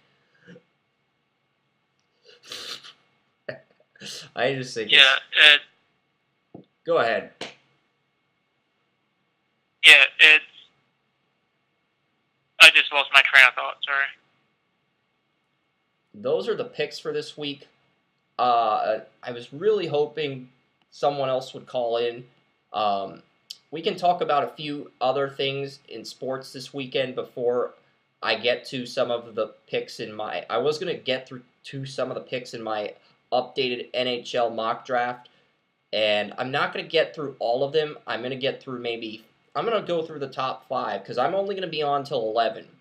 And if there's something else in the NFL that's more newsworthy, feel free to bring it to my attention and interrupt me, because it's still very early in the NHL draft process. So if you want to Google something, Joey, and see if it's newsworthy, you have my attention to do that. And in the meantime, I'm gonna go through some of the picks in my NHL mock. But I'll start with Rasmus Dahlin. This is the most complete defenseman I've seen since Aaron Ekblad, who had 0 flaws on tape 3 years ago. And he's not as big as Ekblad, but he is someone who made the World Juniors at age 16, which is extremely difficult to do. NHL draft eligible in 2018. The consensus #1 player in the eyes of most scouts. Rasmus Dahlin gives Vegas a blue-chip defender, and the Vegas Golden Knights, the team that hired Grace, they're 2-0 to begin the year. So the team that hired Grace is 2-0 to begin the NHL season. and I have them picking at number 1, and they're making me look like total dumbasses right now. So keep it up, Vegas. That means you're doing a hell of a job. Number 2, Vancouver Canucks, Andrei Svechnikov out of the Barrie Colts. This guy is the little brother of Evgeny Svechnikov, who went top 5 or top 15 a few years ago. Actually, top 20, but Svechnikov's Andre, the little brother, is going to go top 5. His game compares very similar to Alex Ovechkin. At number 3, I've got the Colorado Avalanche taking Brady Tkachuk out of Boston University, 6'2", 194, can play all 3 forward roles. He's even more versatile than his brother, Matthew Tkachuk. He's also the youngest son of Keith Tkachuk, and this is a guy everyone's talking about. He was trending on Twitter. I know I have Boston as the team page for trends on Twitter because I'm a Patriots fan, but this guy has only played 1 exhibition game of college hockey, and he's already trending on Twitter. That leads me to believe he will be picked very early in the draft, and he'll be in the Beanpot competing against Boston College, Harvard, those schools. So, yeah, this is a player to be on the radar. And he was captain for the U.S. Under-18 team at the World Juniors as well. So Brady Tkachuk brings a lot of good things to the table. And with the rumors of the Avalanche trading Matt Duchene, I definitely think that's on the table. The Devils at number 4, I gave them Philippe Zadina, Halifax Mooseheads. They already took a player from Halifax, number 1 overall last year after winning the lottery. So I gave them a defensive player or a winger to complement him. Number 5, the Buffalo Sabres, Adam Bachfist. Bachfist is only 5'11", 170, but his offensive ability is so exceptional. Scouts are already comparing him to Erik Karlsson, a former Sweden player who gave Crosby a lot of problems last year in the playoffs. So Bachfist could be very good. Number 6, the Coyotes, Joe Veleno. He was the number 1 pick in 2015, the first Quebec Major Junior Hockey League prospect to gain exceptional status. Most people can't turn into these junior leagues until they're 16. This guy got to join the league at age 15 because he was that exceptional on tape, and he got voted team captain this year. He's NHL draft eligible. He's got great work ethic and the tools. The slap shot power is there, the accuracy, the deking, the stick handling, the awareness, the hockey IQ, everything's there with Joe Veleno. He is going to be a top 10 pick. He's on the top line this year, so there's a lot to like with him. Toronto. Toronto is kicking ass these last 2 games with their offense, but their defense is just horrible. And I thought Toronto was going to suck this year, but they're unbeaten as well. So I have McIsaac going to Toronto at 7, but that's probably going to change at the end of the month. Both of Grace's teams, the team she roots for and the team she's covering, are both still without a loss. Number 8, the Florida Panthers, David Levin, Sudbury Wolves, former number 1 pick in the OHL draft. He's got a pretty cool story. His father is from Latvia. His mother has Russian descent. He's the first Israeli-born player to be drafted in the NHL, which is actually a pretty cool story, considering that nobody from Israel has ever been drafted in the NHL. So that's a story I'm going to keep my eye on. He's 5'10", 172. He's terrible defensively, but he's a goal scorer. Think Yager with shitty defense. That's basic. Yager has good defense, but this guy has terrible defensively, and he's a lot smaller. So I think the Panthers are going to get a winger after losing Yager. The Sharks, Ryan McLeod, he's the brother of Michael McLeod, and he was, at one time back in 2015, people thought he'd go number 1 overall. The Sharks at number 9 are a good fit for him. Number 10, the Detroit Red Wings, Jet Wu of the Moose Jaw Warriors. Now, here's a funny story about Jet Wu. His dad actually named him after Jet Li, the karate master from the movies, Joey. Do you remember who Jet Li is? Are you even still on the call? I'll refresh the page. But do you remember who Jet Li was? I feel like I'm talking to myself here, but I also feel like you're getting ready for work too. So if you remember who Jet Li was, feel free to say something and chime in here. But yeah, the Red Wings take a defenseman named after Jet Li because his tape is just awesome, but scouts are sleeping big time on Jet Wu, and it's not because he's named after Jet Li. He just does everything well on tape. Like, I've watched 31 players, and this is the only guy who I saw outside of the number one pick with 0 flaws on tape. Now, he's projected to go in the 20s, the top 20, but I have a top 10 grade on him, and he makes sense for the Red Wings here. Then we've got Ty Smith, a number one pick in the 2015 WHL draft. It's the Islanders at 11. They're Lisa's favorite NHL team. I have Lisa and Grace's favorite NHL teams both missing the playoffs this year. But I think Lisa's team's got some fire in them. They've got a chance to do something. The Rangers, Ryan Merkley out of the Guelph Storm. Top pick in the 2016 draft. He was the team captain on his midget hockey team, so there's good leadership there. But he's only 165, so he needs to add more muscle. Riley Sutter of the Everett Silvertips. He is the son of Ron Sutter, former NHLer. His uncles include Daryl Sutter, Dwan Sutter, Brent Sutter, Rich Sutter, and Brian Sutter. His cousins include Brett Sutter, Merrick Sutter, Brandon Sutter, Brody Sutter, Luke Sutter, and Sean Sutter. So the Sutters are one of the more well-known families in the NHL, and even if he has second-round talent, he has a first-round family pedigree, and Yzerman's the kind of GM that's going to fall in love with that. Winnipeg Jets at 14, they'll go Quinn Hughes out of Michigan. This is a player that played for Team USA last year, hockey IQ, speed, skating, slap shot, power, accuracy, a lot of good things there. And finally, at number 15, the St. Louis Blues, Benoit Oliver Graal out of the Halifax Mooseheads. He was a number one pick in the 2016 Quebec Major Junior Hockey League draft. There's 5 number one picks from Canada's Junior Hockey League drafts in this NHL draft. There's not a clear-cut number one player like McDavid or Matthews, but Rasmus Dahlin could be the best defenseman since Ekblad 3 years ago. And there's a lot of players in this draft that have 1 or 2 flaws that they need to correct. And then there's Rasmus Dahlin, who's the cream of the crop. I have my Dallas Stars picking at 18. I think the only players that can make the NHL as rookies are the top 15 guys I just mentioned. Bo Wild, he's going to go to... he's got a very bright future as a two-way defenseman, though. He's not going to be NHL ready, but he's someone that is going to get consideration due to his talent. You've got Olivier Wahlstrom. He made a backhanded shot, a backward shot, a YouTube sensation as a kid. I gave my Dallas Stars Rasmus Kupari. He's a player that's versatile enough to play all 3 positions at forward, and he has got 6 goals in the SM Liga.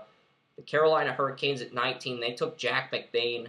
Sounds like a secret agent, and he's going to Boston College, where he's going to develop for a year before jumping to the NHL, but he's a first-round prospect, so yeah, that's going to be a player.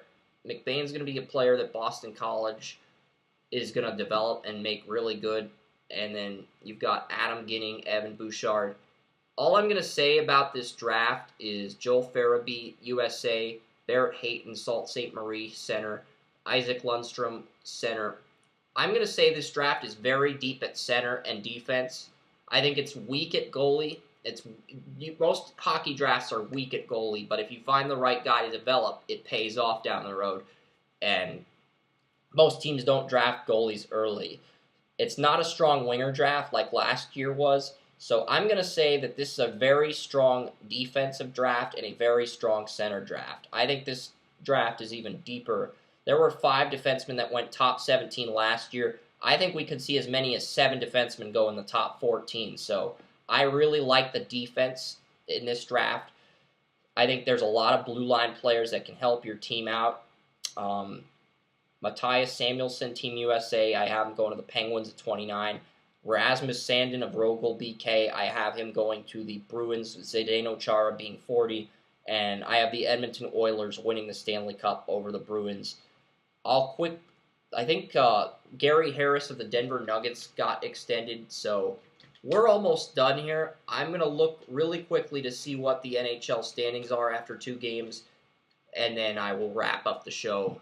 because Gary Harris got a 4-year extension for the Denver Nuggets, but if Ryan's not going to call in to talk about it, we're not going to acknowledge the signing because a lot of these NBA players are making a lot of money. Russell Westbrook got more money than Curry, and it's just getting way out of hand with these NBA contracts. It's getting way out of hand. If these guys are making over $200 million, and their sport's a lot safer than the NFL, so the salaries in the NBA are just getting ridiculous, and Washington has control of first place in that division.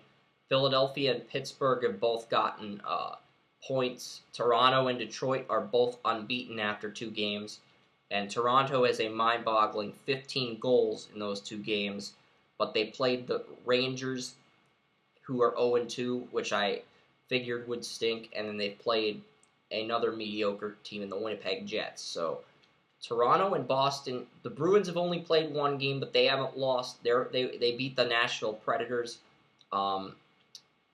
Dallas is 0-2. Nashville is 0-2. They made the Stanley Cup last year.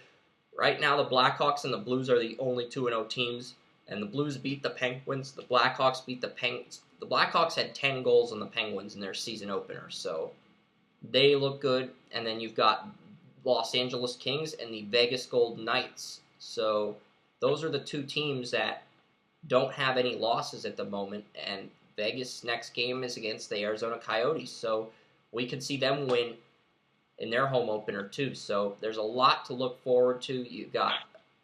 That's pretty much it for hockey. That's going to wrap up today's show. And any final thoughts before we wrap this up, Joey? Yeah, I'm looking through some things on NFL.com, and the biggest thing I'm getting here is that Mariota is unlikely to play. Cam's 3 main sponsors stay with him after his apology, which they were going to stay with him anyway. The Jaguars released Carl Nassib. The Bills cut Brown.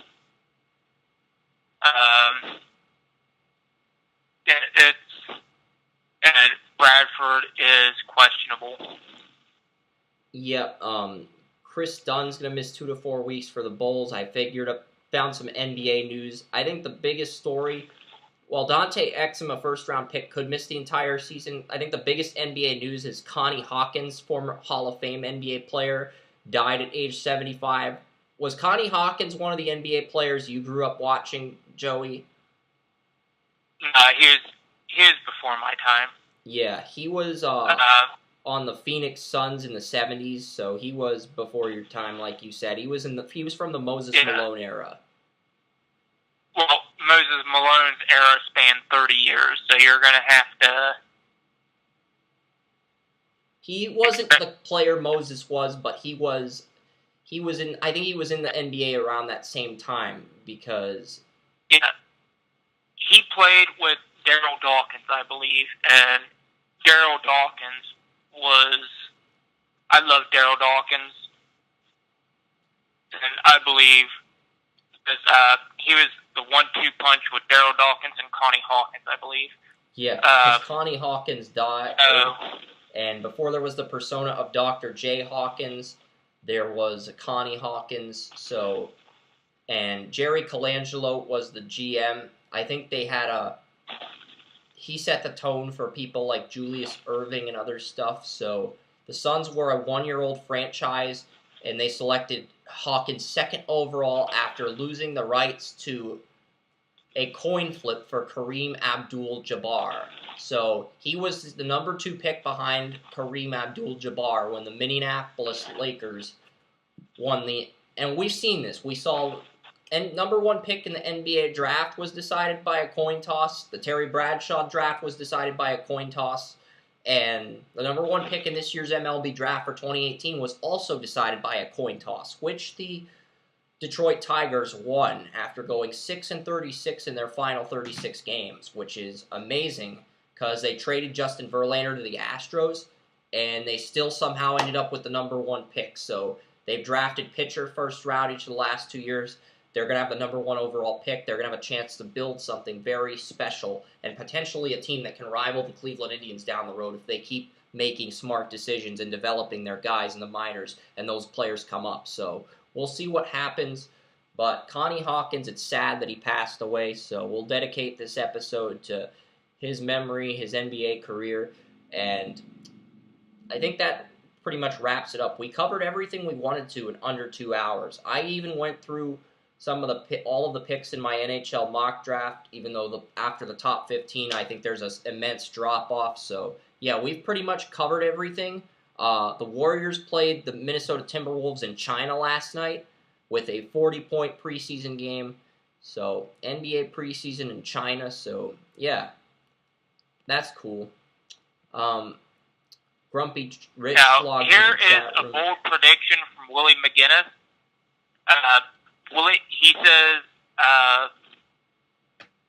that the Chiefs defense will smother Deshaun Watson and the Texans offense and force 5 turnovers. That is a very bold prediction. Yeah, Ike Taylor said the Mitchell Trubisky hype train stops on Monday when shutdown corner Xavier Rhodes picks off the rookie in the opening quarter. That's bold. Yeah, so these guys are saying it's going to be a tough week for the rookie quarterbacks. Yeah. I'm not really seeing much else other than Myles Garrett says he wants a fat boy touchdown this week. Myles Garrett, he said he wanted a fat boy touchdown. And, yeah, I mean... Yep. We could talk about... since we still got until 11 before the podcast ends, we'll probably end it before 11, but all of the teams in the Eastern Conference have clinched spots in the MLS playoffs. Toronto does have home field. New York, Atlanta United FC, the expansion team that linked Draft Utopia twice, they're in the playoffs. They embarrassed my Galaxy and the Revolution, the Chicago Fire, the Columbus Crew, and the New York Red Bulls, all in the playoffs. So we get a lot of new teams that have missed the playoffs last year in the playoffs. I think Toronto and the Red Bulls are the only teams from last year's playoffs returning to the playoffs. New York may have made the playoffs, but they've never really been known for having a stellar defense. And the only thing up for grabs is what's in the Western Conference. And wow, the LA Galaxy with 29 points. Yes, I'm happy about that because that means the LA Galaxy get a higher draft pick in the Super Draft this year. So we could have LAFC, the expansion team, picking at 1, and then LA picking at number 2. So there's going to be 2 LA soccer teams, and they'll both be picking 1 and 2 in the draft, which is amazing if that holds up. That's like, has that ever happened? Have we ever seen 2 LA teams have the number 1 and the number 2 pick in the same draft for any sport, whether it be football, basketball, baseball? Have we ever seen 2 LA teams picking 1 and 2 in the draft? I don't think that's ever happened in the entire history of LA sports. I don't know. I don't think that Chargers and Rams have picked 1 and 2 overall. I don't think that's ever happened. I'm pretty certain it hasn't. And we just don't have the time to look that up. So, yeah, we'll get to some quick college football notes, and then we'll end the show, because we're going to end at 11 regardless. And if someone else like Andrew or Ryan calls in, we'll deal with that then. But right now, the big news is Oklahoma lost to Iowa State. I think that's the big loss that really shook up the picture. Michigan State also defeated Michigan, so you're going to have Penn State in the top 3 now. You're also going to have Georgia in the top 4. And here is an interesting scenario that people are bringing up. If Georgia beats Alabama to win the SEC championship by a field goal, we could see both Georgia and Alabama in the college football playoff. I think it's possible, because right now both teams are going to move into the top 4. As crazy as it sounds, Joey, I think that is possible. And if that happens, maybe the playoff expands, or the people will get pissed, because that's what happened when Alabama and LSU played the national title. Everyone got pissed, and yeah, the rest is history. So, They created the playoff after that. It's possible, but whether it actually happens, I don't know. Washington's going to move up to number... At least they got there through the playoffs, and that is better than what happened with just people being picked. Yeah, because what would happen if Georgia beat Alabama to win the SEC title? We'd probably see Georgia at 1, Clemson at 2. We'd see probably Alabama at 3, I think, and then we'd see one other team, whether it be Penn State or unbeaten Washington. I don't even know if Alabama would get in over an unbeaten Penn State team. They might get in over an unbeaten Washington, but that would suck. If Georgia won the SEC championship, went unbeaten, and Alabama got in the playoff with 1 loss, and they ended up having to play them again 2 weeks on a neutral turf in the playoff, because Alabama would win the rematch in the playoff when it matters, and that would just suck, because if another team went unbeaten like a Washington or a TCU, I think a 1-loss Bama team that loses to Georgia by 3 points gets in over a Washington team that lost head-to-head to Bama or a team like TCU, because SEC puts a lot higher emphasis on head-to-head play now.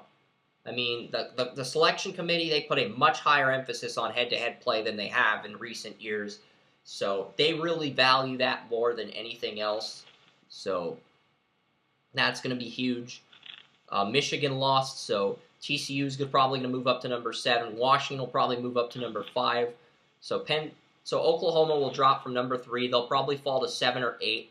But then you'll have Penn State move from 4 to 3, Georgia move from 5 to 4, Washington move from 6 to 5, and then you'll have TCU move from 8 to 7, and then Penn State will probably, TCU would be 6. If Washington moves from 6 to 5, TCU would be moved from 8 to 6 with Oklahoma and Michigan losing. And then at that point, you can say Oklahoma is number 7, because Ohio State's number 10, and I still believe Oklahoma deserves to be ranked ahead of Ohio State after what they did to Ohio State.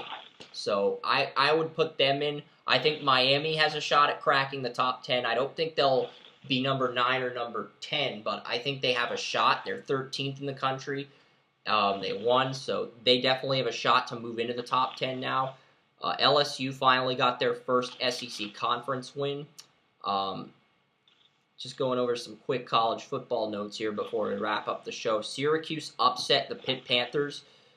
Central Michigan came back to defeat Ohio Bobcats 26-23, and Atkins, and that was Athens, Ohio, not Atkins, but Athens, Ohio. That's a tough loss for the Bobcats, and they'll bounce back. I believe they will. Akron defeated Ball State 31-3, one of the biggest blowout wins. I said Navy versus Air Force would be a shootout. It was 48-45. But it wasn't the shootout that Western Michigan versus Buffalo was, with that game being 71-68. Oren told us to check out Drew Anderson out of Buffalo. He made his first career start at 6'5", 230, threw for 597 yards, something Sam Darnold did not do on this Western Michigan defense, I might add, despite Buffalo losing in overtime. So there's definitely that.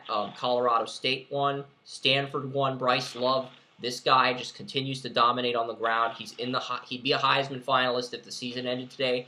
So Bryce Love, he's definitely going to be in the first round of my next mock draft on Tuesday. I took a week off to complete that NHL mock draft, but I will have another NFL mock up soon. San Diego State is 6-0 in the Mountain West. People are saying they moved to the Pac-12. They haven't.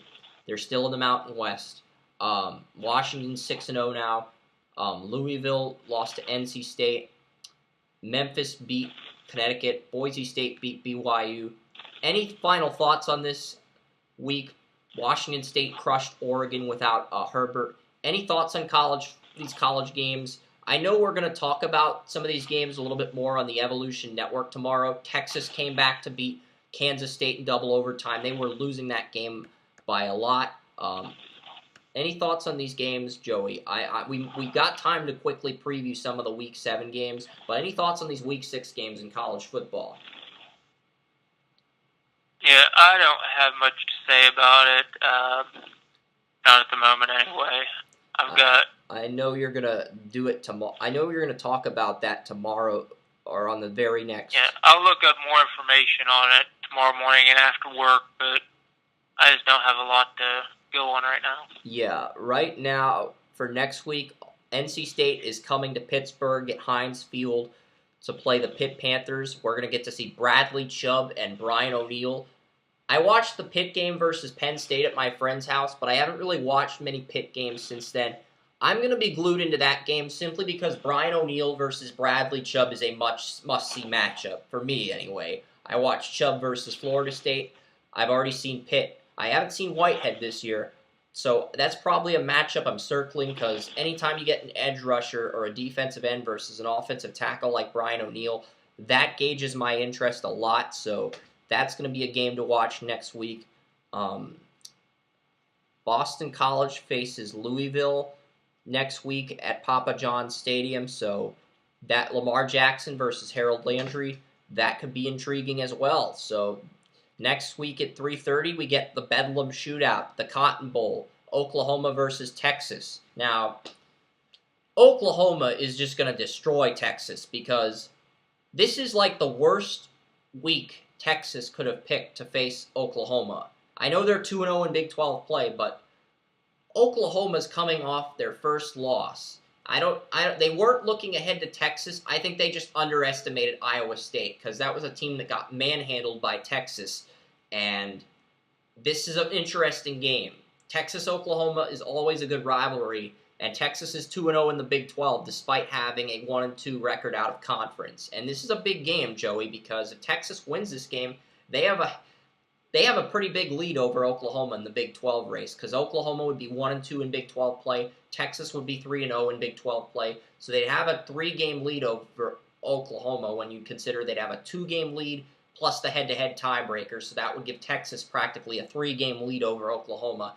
And that would pretty much set Texas up as one of the teams to make that jump to the Pac-12 championship. So that's a huge game. Texas-Oklahoma at 3:30 next week. That's a huge game, Joey. Like it or not, that's a big game for both teams. Yeah, it is, and we'll probably spend more time on college football tomorrow than we did. I'm just screening through the games to see if there's anything interesting for Week 7 this upcoming weekend, because we've already gone through all the games with any interest and substance for this week, and I know Joey's going to go over them again tomorrow on the Evolution Network, so next week, we get Utah versus USC in the LA Coliseum at 8 p.m. I'm imagining this is where game day is going to be because this is the only game between ranked opponents that I see so far. And Utah, they got embarrassed by Stanford. So they're coming off their first home loss, and I think it was Utah that barely beat USC last year. It was also Utah that was where Darnold made his first start, was at Utah, I think. So yeah, that's going to be an interesting game. Utah versus USC. That could be huge for the Pac-12 standings. Michigan State and Minnesota play at TFC Bank Stadium, former home of the Vikings. And Michigan State beat the Wolverines in Ann Arbor last night. So that game could be interesting. I know that Boise State and Archie Lewis play San Diego State. Archie Lewis did come back from his injury. He was injured the first 2 games. He didn't get benched. He's a right tackle now instead of a left tackle, but he didn't get benched, so that helps Archie Lewis. And they play San Diego State, number 19 team in the country, and Mountain West, South Dakota State with Jake Weineck. He's doing big things as well. And 11 p.m. They're scheduling Oregon-Stanford at 11 p.m. next week. Stanford's the home team, but that game will air at 11 p.m., 8 p.m. Pacific, so that's going to be an extremely late-night game. And also, you're going to have San Jose State versus Hawaii next week. So those 2 games, that's going to start at midnight. Like, it's going to start at 11:59 p.m. Eastern at Aloha Stadium. That game is going to be super-duper late. But those are the games next week. And anything interesting here before we sign off, because it's looking like Oklahoma, Texas, and most of these games are terrible, but NC State versus Pittsburgh could be fun. Oklahoma versus Texas will be fun, and then you got Sam Darnold versus Utah, but the only teams that are ranked. That's probably where game day is going to be next week at the LA Coliseum. I couldn't imagine them having game day anywhere else with both of those teams in the top 25. So I'm pretty certain that's where game day will be next week, and that just seems like the game of the week. But any quick thoughts here before we sign off? No thoughts. Yeah, we covered everything without overdoing it, even though it does feel like we overdid it. So it was a good show. So long from the Utopia of Sports. We'll be back on Friday to preview the ALCS and NLCS.